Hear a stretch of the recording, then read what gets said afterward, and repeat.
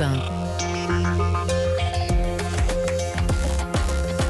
1. Il est 7h12, l'heure des experts sur Europe 1. Ils sont en forme. Nicolas Bouzou, dans un instant. Bonjour Nicolas. Bonjour. Pour nous parler du programme de la NUPES, bataille sur Twitter entre économistes. Mais d'abord Vincent Hervouette, bonjour à vous. Bonjour Dimitri Pavlenko. Un premier vol affrété par le gouvernement britannique pour expulser des migrants vers le Rwanda a été programmé hier soir. Et ce vol in extremis a été annulé. Oui, l'avion est resté cloué au sol et Boris Johnson s'est craché. L'idée d'expulser les migrants clandestins dans les tropiques n'est pas de lui. L'Australie a inventé les camps de rétention dans les îles de Papouasie-Nouvelle-Guinée. Pendant des années, elle y a systématiquement relégué et oublié les indésirables qui tentaient de débarquer sur ses côtes sans visa. Israël en avait autant, avec 4000 Soudanais et Érythréens renvoyés sur leur continent via l'Ouganda et le Rwanda déjà. En Europe, le Danemark a été le premier à légiférer pour sous-traiter le problème des migrants à un pays tiers. Les modalités diffèrent, mais pas la justification. Dissuader ceux qui veulent forcer la porte et en les dissuadant, les sauver des mafias qui les réduisent en esclavage ou de la noyade qui les guette dans le Pacifique, la Méditerranée ou la Manche. Depuis le début de l'année, toute une flottille a acheminé du côté de Douvres plus de 10 000 étrangers sans papier en règle.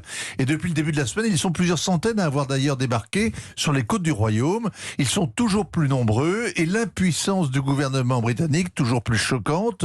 Aucun d'entre eux ne peut obtenir l'asile politique puisqu'ils viennent de France.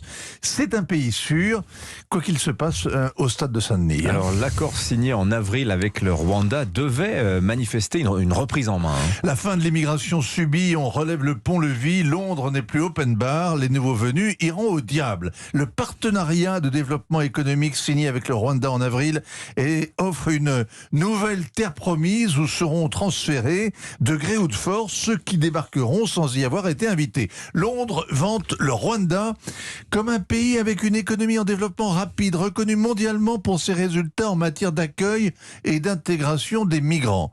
Alors c'est en partie vrai parce que les Rwandais s'y connaissent en matière de réfugiés. Ils en ont fait des millions en allant guerroyer au Congo. Alors c'était sans compter avec l'opposition des juges, Vincent. Oui, le gouvernement s'attendait à l'affronte des bien-pensants.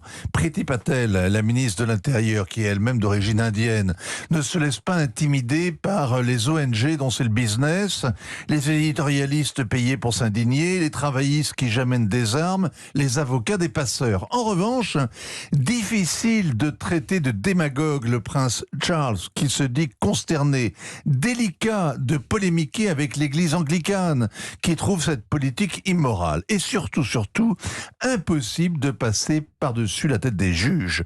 Dans un premier temps, la justice a validé les expulsions. Elle ne viole pas les droits de l'homme. Les recours ont été rejetés.